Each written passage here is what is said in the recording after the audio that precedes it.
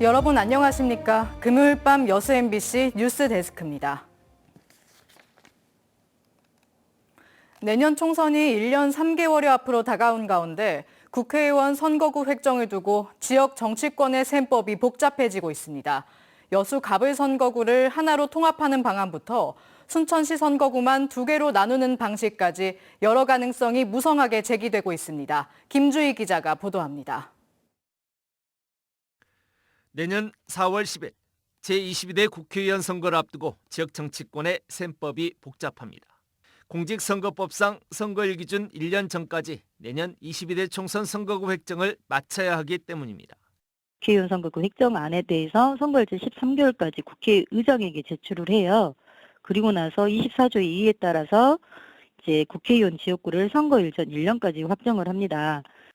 전남 지역 10개 선거구 가운데 유일하게 단독 2개 선거구를 유지하고 있는 여수시 선거구의 정치권의 눈치 게임은 더욱 치열합니다. 지난해 12월 말 기준 여수시 인구수는 27만 4,765명, 21대 총선 당시 인구수 상한인 27만 8천 명 아래로 떨어진 상태입니다. 특히 여수 갑은 지난해 8월 말 기준 인구수 12만 8,737명으로 하한 기준인 13만 9천 명을 크게 밑돌고 있습니다. 2개 선거구 유지를 위한 기준 조건을 맞추지 못하고 있는 셈입니다.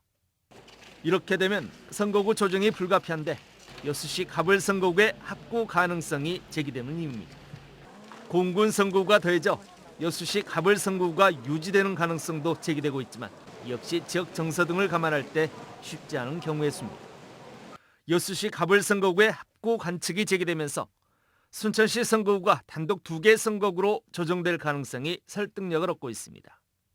순천시의 지난해 12월 말 기준 인구수는 27만 8,737명으로 지난 총선 상한 기준을 넘어선 상황이기 때문입니다. 여기에 최근에는 여수 순천 갑을병 분구 시나리오도 조심스럽게 나오고 있습니다. 이렇게 되면 지난 총선에 순천과 묶여 2개 선거구가 됐던 광양시 선거구는 다시 구례 곡성군 선거구와 하나의 선거구로 묶일 수 있는 가능성이 커집니다. 내년 총선에서 전남 지역 선거구 수는 지난 총선 10개 선거구에서 늘어나기는 어려울 것으로 전망되고 있습니다. 전남 10명을 늘릴 수는 없어. 10명을 지키는 것만 해도 다행이라고요. 만일 여기가 9명으로 전남이 9명이 돼버리면은 여수는 볼 것도 없어. 그냥 1명 되는 거고. 내년 총선 출마를 저울질하고 있는 지역의 잠재 후보군들부터 현역 국회의원들의 맞대결 성사 가능성까지 예측 불허의 수많은 변수의 시작점이 될 22대 총선 선거구 획정. 요즘 전남 동부지역 정치권의 눈치 게임이 치열할 수밖에 없는 이유입니다. MBC 뉴스 김주희입니다. 교육과정 개편 등을 두고 학내 구성원이 갈등하고 있는 광양 한국창의예술고등학교에서 문제 해결을 위한 공개 토론이 열렸습니다. 무엇보다 학생에게 피해가 가지 않도록 소통과 민주적인 의사결정이 필요하다는 목소리가 나왔습니다. 유민호 기자입니다. 전남의 첫 공립예술학교인 한국창의예술고등학교입니다. 개교 4년차를 맞아 올해 첫 졸업생을 배출했지만 교과과정 등 학교 운영을 두고 교장과 교사, 학부모가 갈등을 이어오고 있습니다. 학교가 음악과 미술로 분야를 구분짓거나 매몰되지 않는 융합 기반 교육을 추진하면서 이를 반대하는 구성원 간 충돌이 발생했습니다. 여기에 음악 전공 학생은 학교가 약속한 해외 연수 등 각종 지원을 제대로 받지 못했다고 학부모들이 나서면서 갈등의 골이 깊어졌습니다. 일부 학부모는 법적 공방까지 예고한 상황에서 전라남도 교육청이 학교 운영을 돌아보고 문제를 풀기 위한 공개 토론을 열었습니다. 먼저 개편을 주도하는 학교 측은 융합교육이 기존 예술고와 차별성을 확보해 입시에서 우수한 성과를 거둘 수 있고 예술 전반을 아우르는 인재를 키우는 길이라고 강조했습니다. 예술을 중심으로 과학과 인문학을 융합하는 창의성 교육의 방점이 있습니다. 예술 이외의 과목을 공부할 때에도 학습 능력을 획기적으로 높여준다는 개편의 취지가 인정되더라도 의사결정 과정에서 보다 민주적인 방식이 필요하다는 지적도 나왔습니다. 불신과 갈등으로 가장 큰 피해를 겪는 건 결국 예술인으로서 꿈을 펼쳐야 할 학생이라는 겁니다. 관리자와 교직원 간의 수평적인 의사소통과 논의 구조가 정착되고 교사와 학생 간의 존중하는 문화가 일상화되어야 합니다. 융합교육에 의구심을 가진 학부모들의 문제 제기도 계속됐습니다.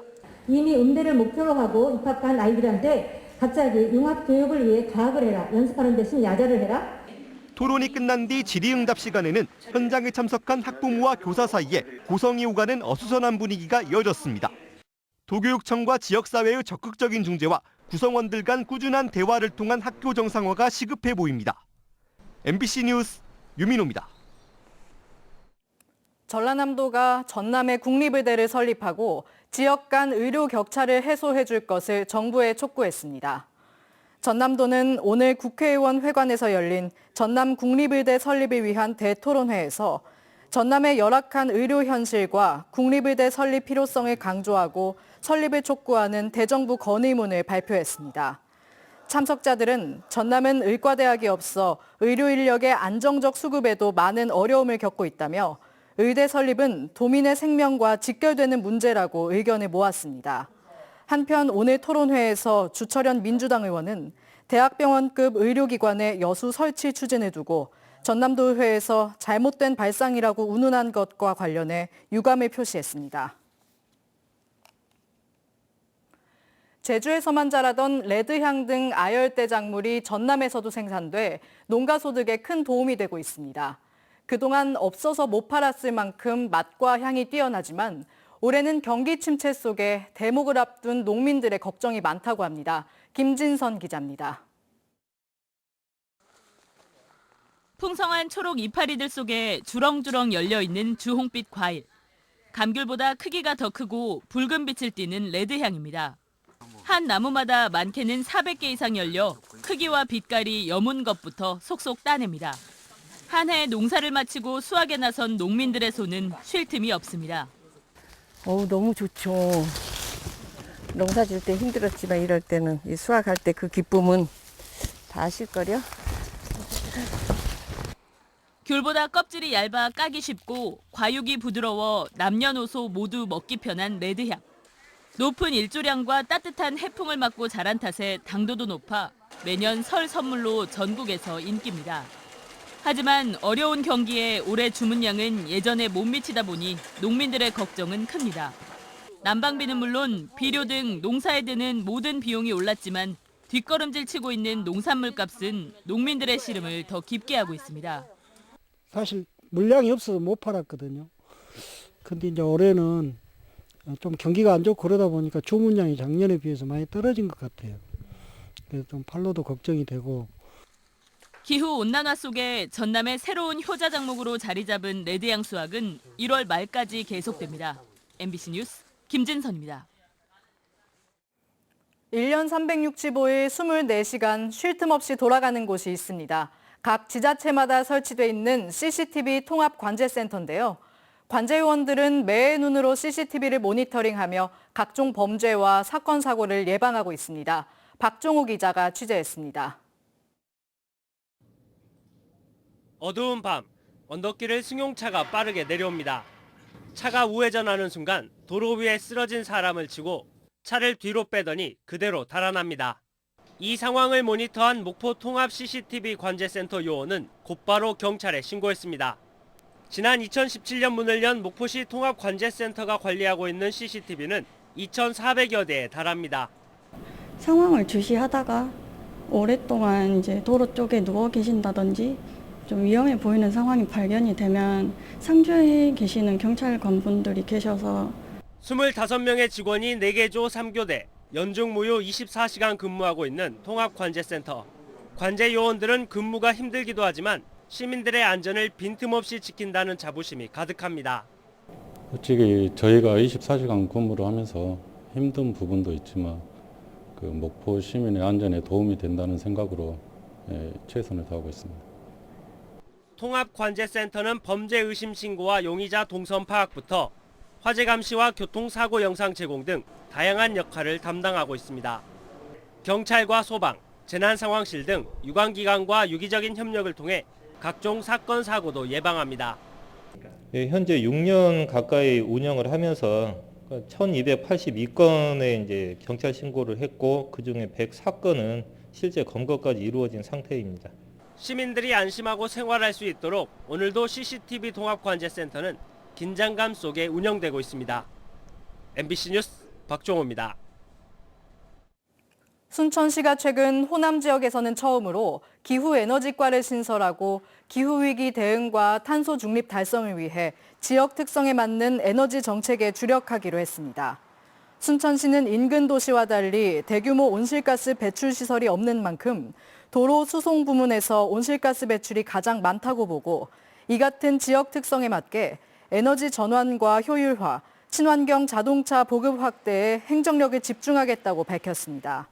순천시는 또 태양광 보급 확대를 통한 에너지 자립 기반 구축과 다양한 시민 참여 온실가스 감축 등도 주요 시책으로 추진할 계획입니다.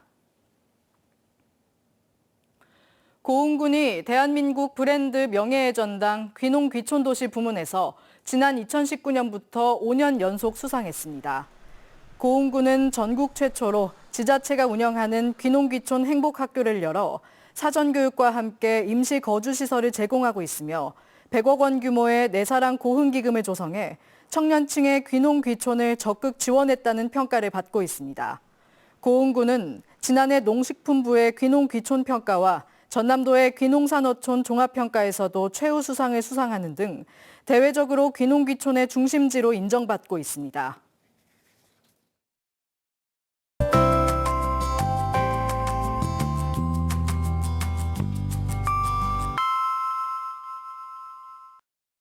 날씨와 생활정보 정리해드리는 생활포커스입니다. 전라남도가 형편이 어려운 유소년과 청소년, 장애인을 대상으로 스포츠 강좌 이용권을 지원합니다.